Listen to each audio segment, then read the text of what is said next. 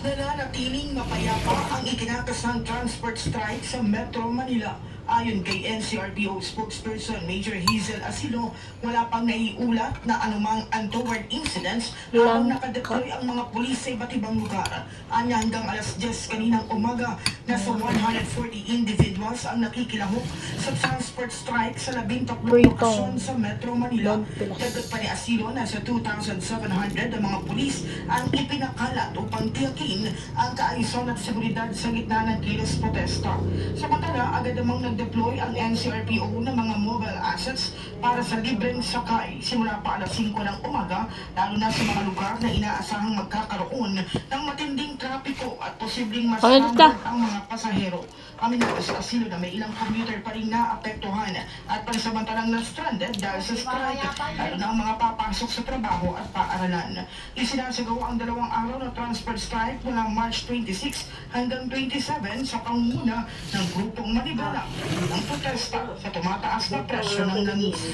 In the heart of changing lives, ako si Brigada Cass Austria ng 105.1 Brigada News sa FM Manila, the music and news authority. Nakakita lang ka. Brigada, ang gasolina naman ng ambulansya. At fire trucks, hindi titipirin. Ayon yan sa Malacanang. Brigada Maricar Sargan, i-brigada mo.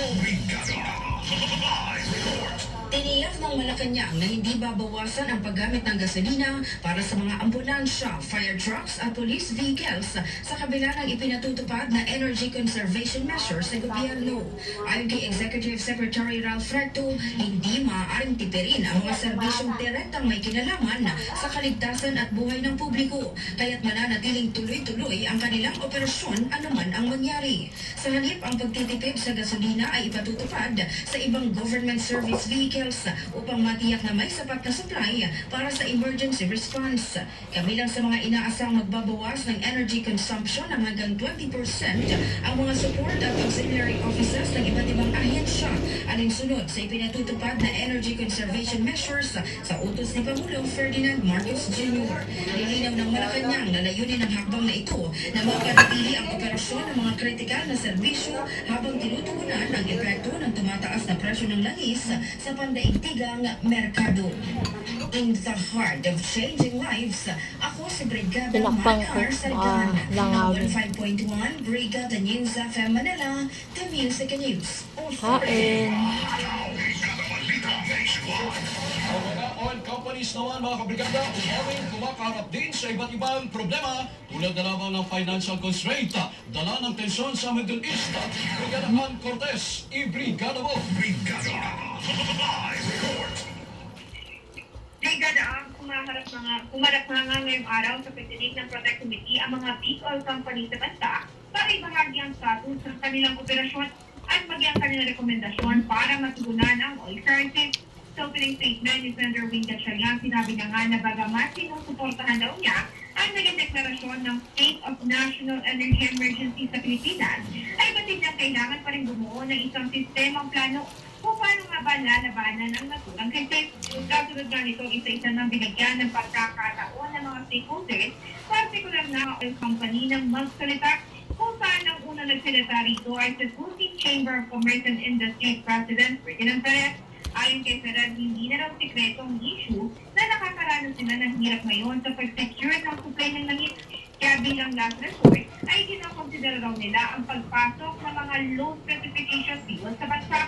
Sa kabilang banda, ayon man kay Independent Philippine Petroleum Company Association President Ryan Sagrado, may mga paparating na sa importation na langis. Pero matapos raw nito, ay wala pang konfirmasyon kung mas susundan ba ito pagkatapos ng Abril. Similar to what the earlier item was mentioned, future importations tenders haven't been confirmed up to now. It's on a wait and see. Like the motorists, oil companies also suffer from the financial constraint of the prices almost double their original amount. So our financial capacity is also limited. Ang segmentong ito ay sinuportahan naman ni Petron Corporation General Manager Lucine Nepomuceno at maging ni Shell Pilipinas Association Lorenzi Kiambausian. Ani na kung sino, tumaas na talaga ang ilan sa mga binabayaran nila tulad na nga lang ng freight at import premium.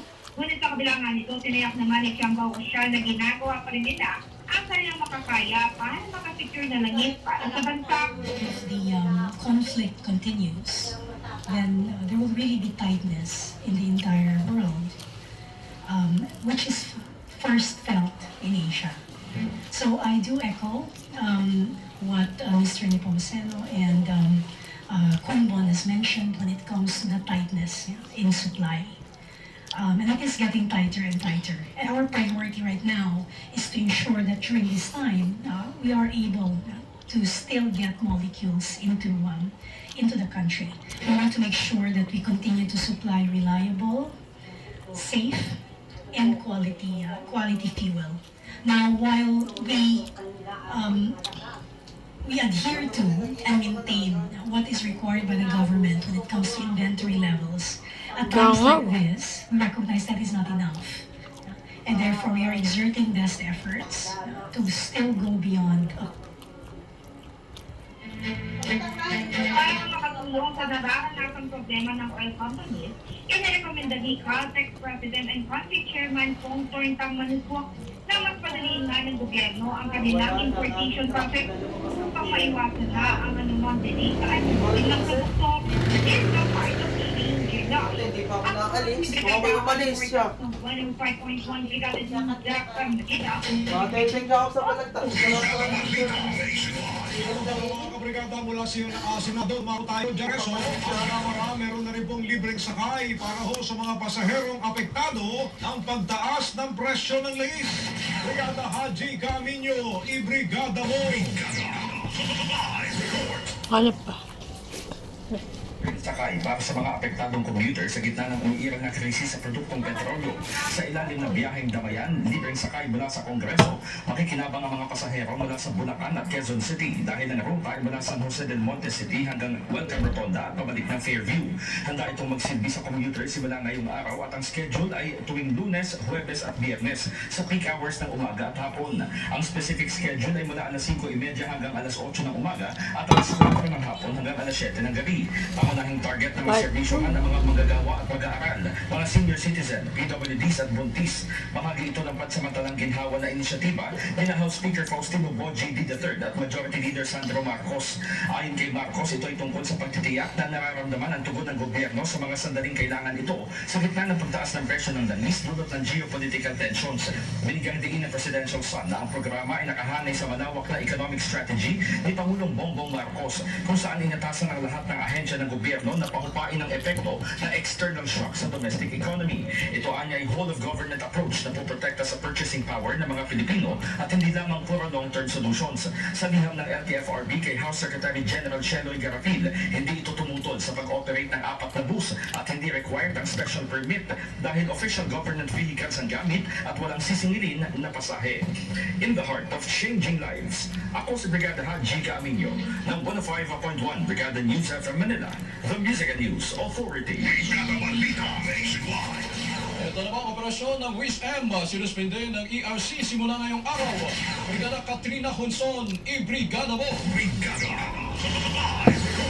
Pansamantalang sinuspinde ng Energy Regulatory Commission ang operasyon ng wholesale electricity spot market sa buong bansa. Ito ay bilang tugon sa supply ng kuryente at pabago-bagong presyo ng enerhiya, dulot pa rin ng tensyon sa Middle East. Sa ilalim ng kautusan, ipatutupad muna ang Special Operating Guidelines ng Department of Energy upang matiyak ang sapat at matatag na supply ng kuryente.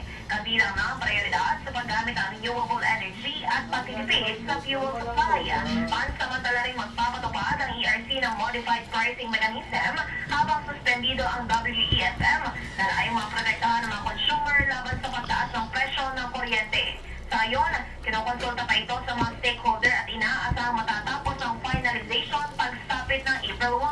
Ayon kay Atty. Francis Saturnino Juan, chairperson at CEO ng ERC, pansamantala muna ang naturang hakbang habang inaayos ang sitwasyon sa sektor ng enerhiya. Kung matatandaan, ang WESM ay ang real-time na pamilihan ng kuryente sa bansa kung saan nagkakaroon ng bentahan at pagbili ng kuryente ang mga power generator at distributor. Bukod pa rito, ang presyo nito ay nakabatay sa balanse ng supply at demand na tumutuloy din sa pagpapanatili ng transparency at kompetisyon sa sektor ng enerhiya. In the heart of changing lives, ako si Brigada Katrina Monson ng 105.1 Brigada News sa Manila, the Music News Authority. Samantala mga kabrigada, ang ombudsman naman handang magkuglay sa sabina ng House Justice Committee para huyan sa paglalabas ng SALN ni Vice President Sara Duterte. Brigada Ino Flores, ibrigada mo! Handa ang Office of the Ombudsman na ibigay sa Kamara ang lahat ng statements of assets, liabilities, and net worth ni Vice President Sara Duterte mula pa noong 2007. Kasunod ito ng maglabas ng sabina ng House Committee on Justice bilang bahagi ng impeachment proceedings laban sa Vice Presidente. Ayon kay Ombudsman Jesus Crispin Remulla, bukas ang kanilang tanggapan na isumite ang lahat ng SALN na nasa kanilang repository. Kasabay nito, tiniyak din ni Assistant Ombudsman Nico Clavano na agad silang susunod sa anumang utos. Matatanda noong October 25,